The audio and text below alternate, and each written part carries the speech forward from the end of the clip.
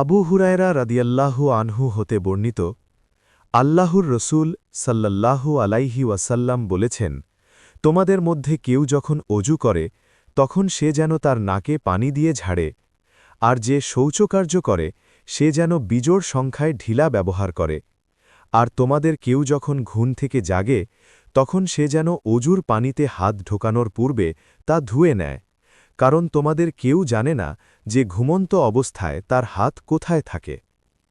আবদুল্লাহ ইবনে আমর রাদিয়াল্লাহু আনহু হতে বর্ণিত, তিনি বলেন, নবী সাল্লাল্লাহু আলাইহি ওয়াসাল্লাম এক সফরে আমাদের পিছনে রয়ে গিয়েছিলেন। অতঃপর তিনি আমাদের নিকট পৌঁছে গেলেন। তখন আমরা আসরের সালাত শুরু করতে দেরি করে ফেলেছিলাম। তাই আমরা অজু করছিলাম এবং তাড়াতাড়ির কারণে আমাদের পা মাসেহ করার মতো হালকাভাবে ধুয়ে নিচ্ছিলাম। তখন তিনি উচ্চৈশ্বরে বললেন, পায়ের গোড়ালিগুলোর জন্য জাহান্নামের শাস্তি রয়েছে। দুবার অথবা তিনবার তিনি একথার পুনরাবৃত্তি করলেন। উজুর সময় কুলি করা। ইবনু আব্বাস ও আবদুল্লাহ ইবনে জাইদ রদিয়াল্লাহুতে তা বর্ণনা করেছেন। উসমান ইবনে আফফান রদিয়াল্লাহু এর মুক্ত করা দাস হুমরান রাহিমাহুল্লাহ হতে বর্ণিত, তিনি উসমান রদিয়াল্লাহুকে উজুর পানি আনাতে দেখলেন। অতপর তিনি সে পাত্র হতে উভয় হাতের উপর পানি ঢেলে তা ৩ বার ধুলেন। অতপর তার ডান হাত পানিতে ঢুকালেন। অতপর কুলি করলেন এবং নাকে পানি দিয়ে নাক ঝাড়লেন। অতপর তার মুখমণ্ডল ৩ বার এবং উভয় হাত কনুই পর্যন্ত ৩ বার ধুলেন। অতপর মাখা মাসহ করলেন।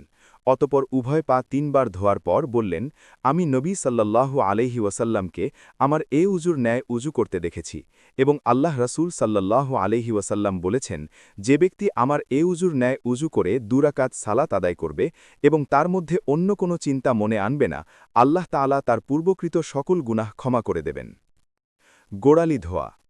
মোহাম্মদ ইবনে জিয়াদ হতে বর্ণিত, তিনি বলেন, আবু হুরায়রা রাদিয়াল্লাহু আমাদের নিকট দিয়ে অতিক্রম করছিলেন। লোকেরা সে সময় পাত্র থেকে উজু করছিল। তখন তাকে বলতে শুনেছি, তোমরা উত্তম রূপে উজু করো, কারণ আবুল কাসেম সাল্লাল্লাহু আলাইহি ওয়াসাল্লাম বলেছেন, পায়ের গোড়ালিগুলোর জন্য জাহান্নামের আযাব রয়েছে। জুতা পরা অবস্থায় উভয় পা ধুতে হবে, জুতার উপর মাসহ করা যাবে না। উবাইদ ইবনে জুরাইজ হতে বর্ণিত, তিনি আবদুল্লাহ ইবনে উমর রাদিয়াল্লাহুকে বললেন, হে আবু আব্দুর রহমান, আমি আপনাকে এমন ৪টি কাজ করতে দেখি যা আপনার অন্য কোনো সাথীকে দেখি না। তিনি বললেন, ইবনে জুরাইজ, সেগুলো কি? তিনি বললেন, আমি দেখি, ১. আপনি তওয়াফ করার সময় ২ রুকনে ইয়ামানি ব্যতীত অন্য কোনো রুকন স্পর্শ করেন না। ২. আপনি সিবতি জুতা পরিধান করেন। ৩. আপনি কাপড়ে হলুদ রং ব্যবহার করেন। এবং ৪.